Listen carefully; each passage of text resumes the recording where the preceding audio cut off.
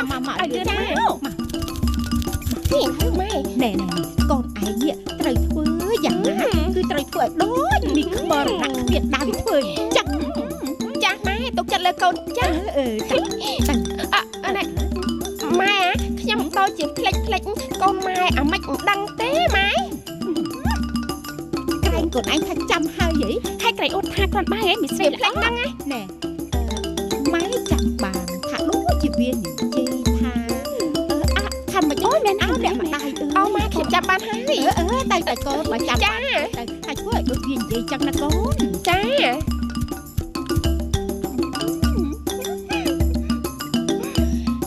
ដឹងទេ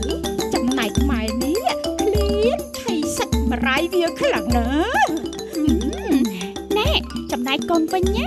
ឃ្លានចង់ស្រក់តមាត់ណាម៉ែ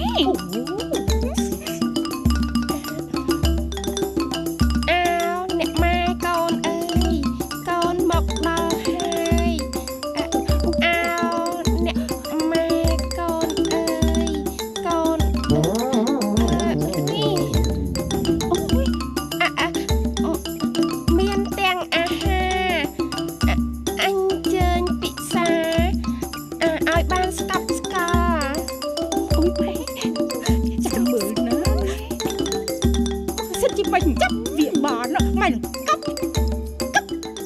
ហាន់ចិញ្ច្រាំហើយឆៃឲ្យវាផ្អែមមាត់ម៉ែ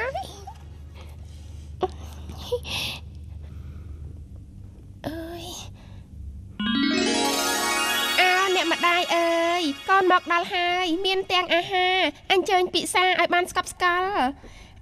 អ្នកម្ដាយអើយកូនមកដល់ហើយមានទាំងអាហារអញ្ជើញពិសាឲ្យបានស្កប់ស្កល់មកហើយអ្នកម្ដាយអើយធំមកដល់ហើយមានទាំងអាហារ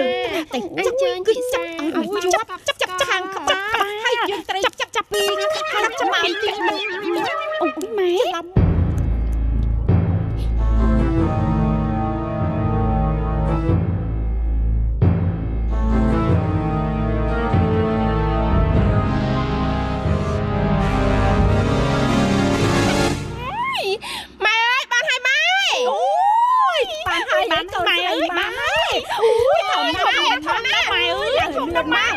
ចាំមិនដែរយ៉ាងលឿនម៉ែថតឲ្យម៉ែ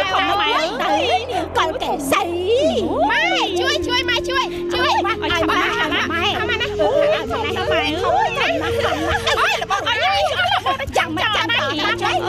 សៃស្មាត់ឲ្យខ្ញុំណាម៉ែអូយមិនដឹងជាអស់ចាអីទេមិនដឹងនោះវាមិនអស់ចាអីទេតែវាផ្អែមមាត់ណាស់ណាចាអូយឆ្ងាញ់ឆ្ងាញ់ម៉ែអើយម៉ែយកទៅធ្វើម្ហូបណាម៉ែអូយតា